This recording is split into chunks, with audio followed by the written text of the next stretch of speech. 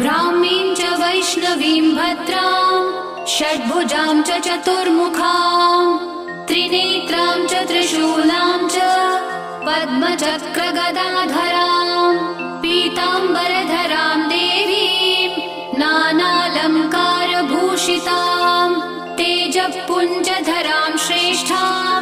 ध्यायेत् बालकुमारिकाम् ओङ्कारलक्ष्मीरूपेण विष्णोर्हृदयमव्ययम् विष्णुमानन्दमध्यस्थम् ह्रीङ्कारबीजरूपिणी ॐ क्लीं अमृतानन्दभद्रे सत्य आनन्ददायिनी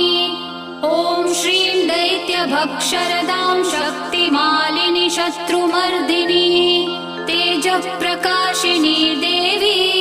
वरदा शुभकारिणी।